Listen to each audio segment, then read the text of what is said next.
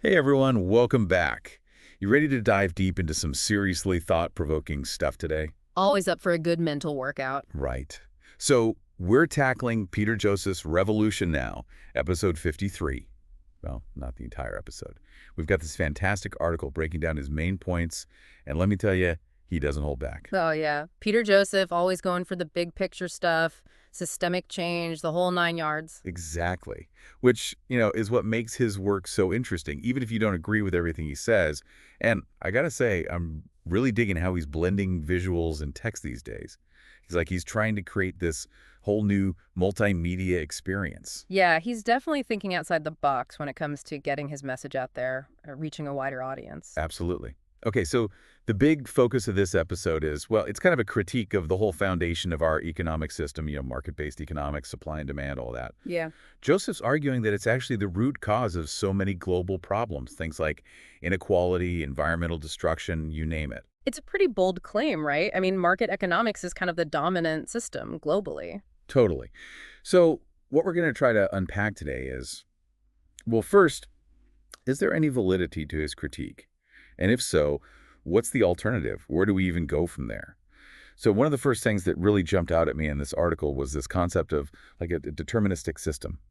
Joseph's saying our current socioeconomic structure actually pushes us towards negative behaviors, almost like it's setting us up to fail, regardless of our individual choices. That's an interesting way to put it. Kind of makes you think, doesn't it? Like, how much agency do we really have? Right. So it's not necessarily that people are inherently bad or selfish, but the system itself is kind of rigged in a way that encourages or even necessitates harmful actions. That's essentially what Joseph is saying. He uses this analogy of a game with rigged rules.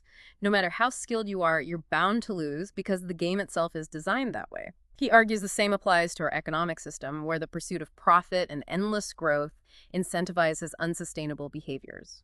Okay, so it's like we're all players in this giant game we can't win. And he's placing the blame squarely on market capitalism, saying this constant focus on growth and consumption, that's what's ultimately unsustainable, leading to all these problems. Exactly. He argues it inevitably leads to inequality, resource depletion, environmental damage, you name it.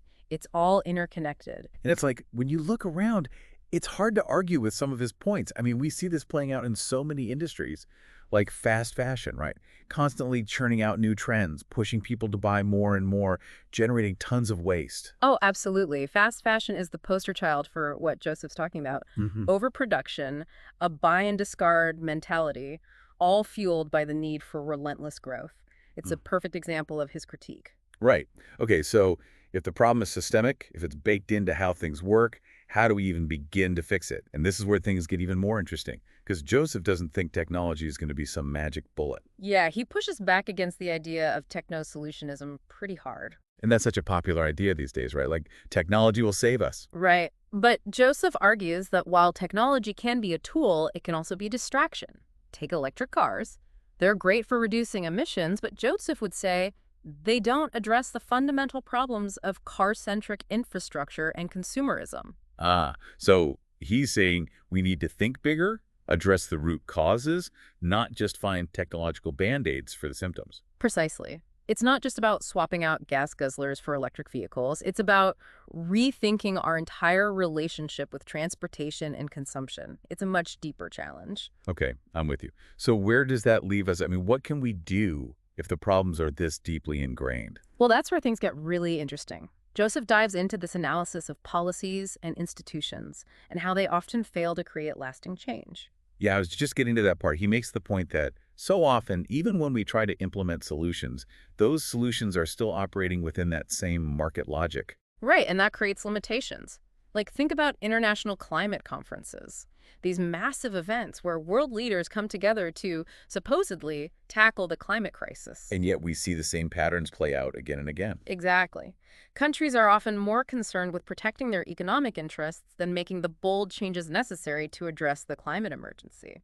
So even with the best intentions, we get stuck in this cycle of prioritizing short-term gains over long-term sustainability. That's a key part of Joseph's argument.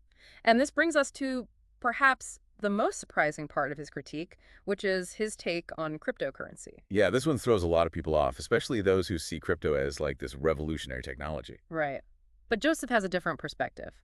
He argues that systems like Bitcoin, with their fixed supply, aren't compatible with the dynamic needs of a complex economy. So he's saying that limiting the money supply, when we have all these fluctuations in resources and needs, that can actually create more problems than it solves.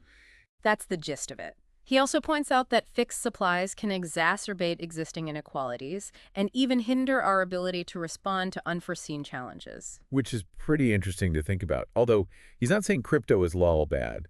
He does acknowledge it can be useful in certain situations. Like I think he mentions how it can be a lifeline for underbanked communities. Exactly. So again, there's nuance to his view. He's not completely dismissing the potential benefits of crypto, but he's definitely urging caution and a more critical perspective. Gotcha. So he's not anti-technology, not anti-crypto entirely. He's just saying they're not the magical solution we might hope for. Right. He's advocating for a much more radical approach, a complete systemic redesign. And honestly, this is where things get really challenging because it's kind of hard to envision what that even looks like. It's like, okay, we need systemic change, but what does that actually mean? What are we aiming for? Well, Joseph challenges us to think beyond the traditional binary of capitalism versus socialism. He argues that we need to envision entirely new models, systems that prioritize sustainability, well-being, and ecological balance over endless growth and profit. Okay, so less about picking a side and more about creating a whole new game entirely. New rules, new goals, the works. That's a great way to put it. It's about reimagining our relationship with the planet, with each other, and with the very concept of progress. Wow, that's a lot to wrap your head around. But I think the core takeaway here is that tinkering around the edges, that's not going to cut it. If we're serious about tackling these global challenges, we need to be willing to think big, to consider some radical shifts. Absolutely. And that leaves us with a big question to ponder. If we were to actually embark on this journey of systemic redesign, what would be the first step? What aspects of the current system would you change first? Ooh, good question. It's one we all need to be asking ourselves. And hey, if Peter Joseph's work has sparked your curiosity, we encourage you to dive in and explore his ideas further.